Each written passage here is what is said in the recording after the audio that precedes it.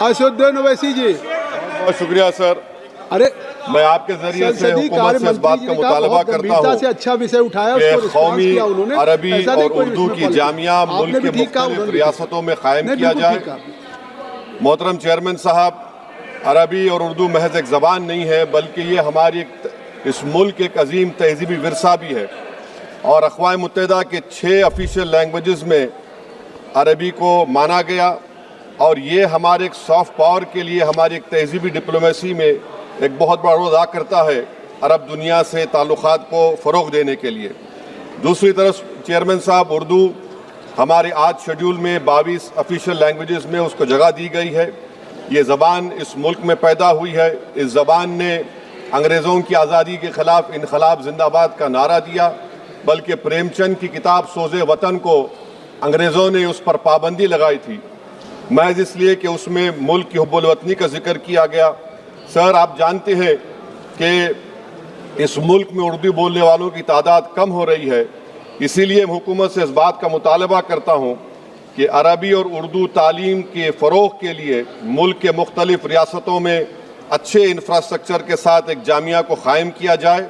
اور حکومت کو یہ سمجھنا چاہیے، جاننا بھی چاہیے کہ میرے شہر حیدرآباد میں 1918 میں دائرۃ المعارف نے عربی کو، بھگوت گیتا کو سنسکرت میں عربی میں ترجمہ کیا تھا، اور البرونی نے 11ویں صدی میں اس وقت چند حصے مہابھارت کے عربی میں ترجمہ کیے تھے. تو یہ ایک بہت ضروری ہے تاکہ تعلیمی لسانی اس کو ہم فروغ دے سکیں. اور سر، میں اپنی بات کو ختم کرتا ہوں. آپ اردو شاعری کو جانتے ہیں کہ جوش نے اردو کے بارے میں شعر کہا تھا کہ ندی کا موڑ چشم شیریں کا زیر و بم، چادر شب نجوم کی شبنم کا رخت نم، موتی کی آب گل کی مہک، موتی کی آب گل کی مہک، ماہ نو کا خم، ان سب کے امتزاج سے پیدا ہوئی ہے تو، اور کتنے حسین افق سے ہویدا ہوئی ہے تو.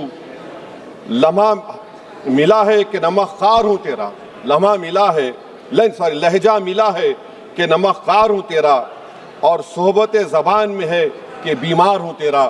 میں امید کرتا ہوں کہ حکومت اس بات پر غور کرے گی، اور حیدرآباد میں جو مولانا آزاد اردو یونیورسٹی ہے اس کو بھی ترقی کرے گی، اس کا موثر کرے گی. بہت شکریہ سر. Subscribe to One India and never miss an update. Download the One India app now.